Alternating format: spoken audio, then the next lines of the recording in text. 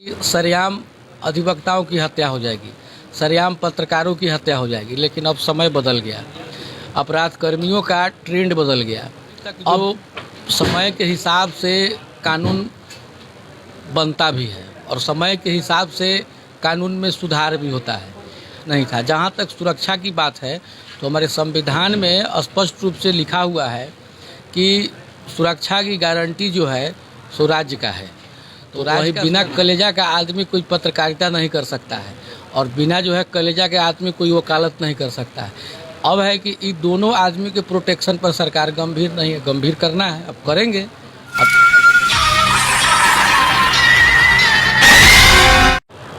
नमस्कार, आप देखना शुरू कर चुके हैं बिहार न्यूज सिटी। अभी उपस्थित है मुजफ्फरपुर के समरनालय में। आपको बता दें कि भारत के 2 प्रदेशों में पत्रकार सुरक्षा कानून लागू हो चुका है। इसी संदर्भ में हम मानवाधिकार के अधिवक्ता एसके झा से बात करेंगे, क्योंकि बीते दिन ही इन्होंने प्रेस कॉन्फ्रेंस कर यह ऐलान किया था कि 4 अक्टूबर से पत्रकार सुरक्षा कानून व अधिवक्ता सुरक्षा कानून को लेकर बिहार के सभी जिलों में भ्रमण करेंगे।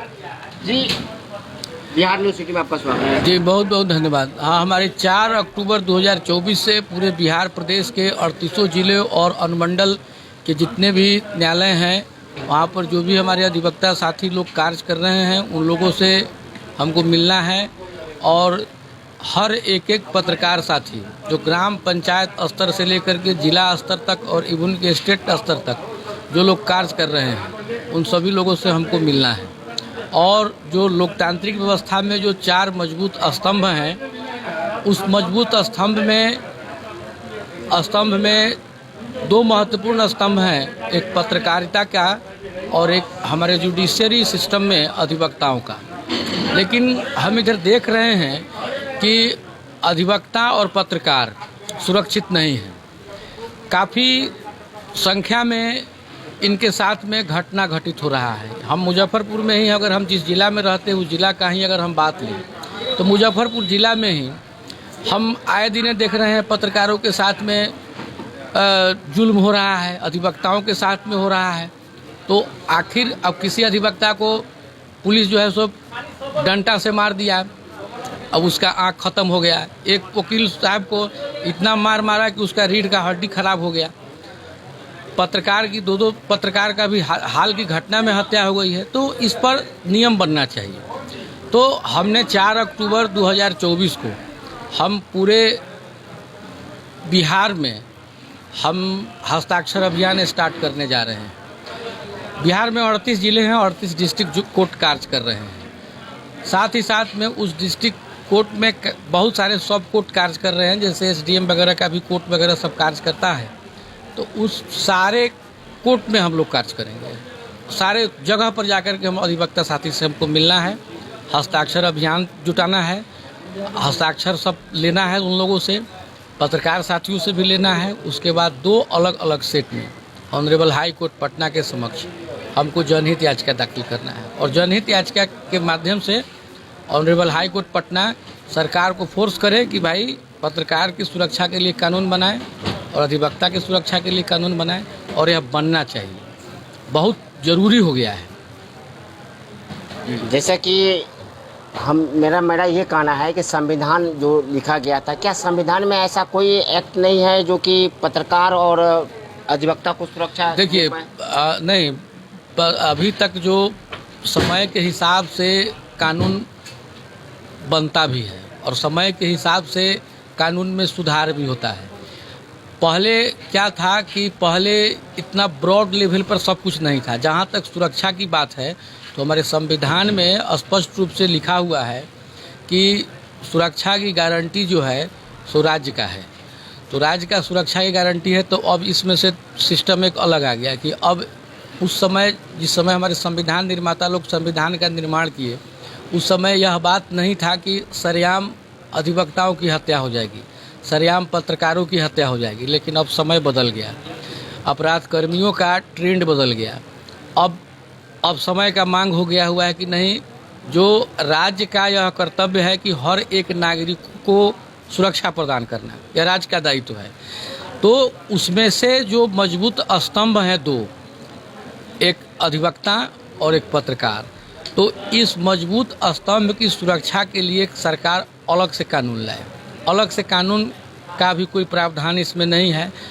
2021 में बार काउंसिल ऑफ इंडिया के समक्ष एक नियम बनाने के लिए बताया गया था, जिसमें 7 सदस्यीय कमेटी ने इस पर ड्राफ्ट भी तैयार किया है अधिवक्ता सुरक्षा कानून के लिए पूरे भारत में, जिसमें 16 धारा बना। अब इसका संसद में बहस होना है, अभी हो नहीं रहा है।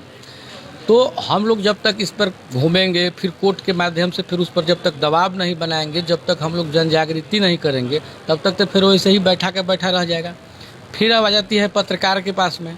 तो अब देखिए पत्रकार वाले मैटर में क्या है कि अब ये मैटर सब में है कि हम लोग एकजुट नहीं हो पाते हैं। अब पत्रकार अलग हो जाते हैं, अधिवक्ता अलग हो जाते हैं, लेकिन हम दोनों आदमी को साथ रहना है।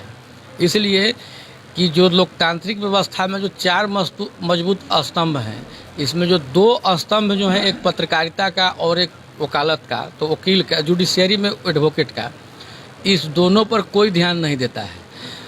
और इस दोनों में समाज के इंटेलेक्चुअल वर्ग ही रहते हैं। साधारण काम नहीं है। कोई चाहेगा कि कोई हम वकालत कर ले या कोई हम पत्रकारिता कर ले, तो इस सब की बहस की बात नहीं है। अधिवक्ता होना और पत्रकार होना काफ़ी साहस का काम है और काफ़ी शिक्षित लोगों का काम है, और काफ़ी उसमें जो है ना, जो हम लोग कहते हैं कि एकदम कलेजा होना चाहिए। तो वही बिना कलेजा का आदमी कोई पत्रकारिता नहीं कर सकता है, और बिना जो है कलेजा के आदमी कोई वकालत नहीं कर सकता है। अब है कि इन दोनों आदमी के प्रोटेक्शन पर सरकार गंभीर नहीं है, गंभीर करना है, अब करेंगे। अब दोनों आदमी को एक साथ ला रहे हैं। 38 जिला में एडवोकेट को और पत्रकार को एक मंच पर लाना है। अब पहले थे कि दोनों आदमी अलग अलग लड़ते थे, अब है कि अब एक साथ मिलकर लड़ना है। किससे लड़ना है? सिस्टम से लड़ना है। भाई काहे लड़ना है? तो पत्रकार की सुरक्षा के लिए नियम लागू हो, अधिवक्ता की सुरक्षा के लिए नियम लागू हो। अब चल रहे हैं हम न्यूज़ लेने के लिए, मालूम ही नहीं है, हम न्यूज़ लेने के लिए जा रहे हैं, कोई घटना का खबर न्यूज़ लेने के लिए जा रहे हैं, मालूम चलता है कि पत्रकार साहब न्यूज़ बन गए, वो कल से फिर वो दुनिया में रहेंगे ही नहीं। ऐसा घटना बहुत हुआ। वकील साहब जा रहे हैं कोर्ट में कार्य करने के लिए, मालूम चलेगा कि दूसरे का केस लड़ रहे हैं, पता है कि दूसरे के केस में लड़ रहे हैं, दूसरा आदमी जो है सो उसको पर्सनली ले लिया। अब मैटर जो है सो दूसरे से तीसरे चला गया।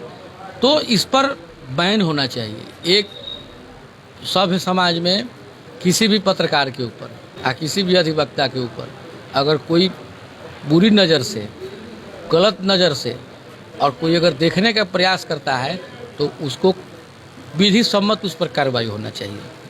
इसके लिए नियमावली बने, पूरे देश में लागू हो।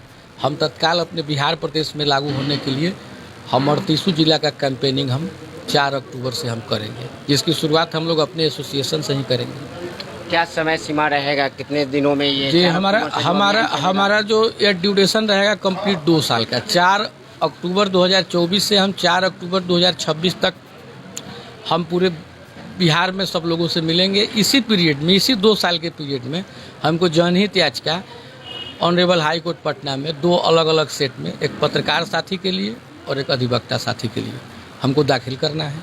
और दोनों हमको करेंगे और लागू करवाएंगे। आज तक हम लोग कोई भी मुकदमा लड़े उसमें हम लोग पराजित नहीं हुए हैं। ये एक मुहिम है, इसमें सारे लोग मिलकर लड़ेंगे और जीतना है, जीतने के लिए लड़ रहे हैं। काफी सराहनीय कार्य आप करने जा रहे हैं जी। इसकी पहल की है, एडवोकेट और पत्रकार दोनों आदमी को एक साथ मिला देना है और जीतना है, और ये जीतने के लिए लड़ रहे हैं। ये लड़ाई जो है जीतने के लिए लड़ रहे हैं और जीतना ही है हर हाल में। सरकार से बनवाएंगे नियम आने वाले समय में, इस वीडियो को देखते रहिएगा, बनवाएंगे नियम आने वाले समय में।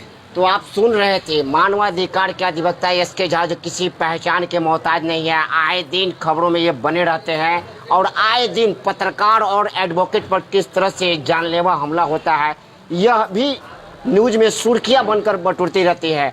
तो आप जो ये पहल किए हैं, एडवोकेट और पत्रकार दोनों को सुरक्षा के लिए, ये 4 अक्टूबर से बिहार भ्रमण करेंगे और अपनी आवाज़ को पत्रकार व अधिवक्ता के बीच रखेंगे और जनहित याचिका पटना में भी दायर करेंगे। यानी कि कानून बनाने यानी इस पर अमल करने के लिए जो कुछ भी बन पाता है, मानवाधिकार के अधिवक्ता SK झा इस पर पहल करेंगे। और आगे इसी तरह खबर में बने रहने के लिए आप देखते रहें बिहार न्यूज़ सिटी दीपक कुमार पटेल के साथ।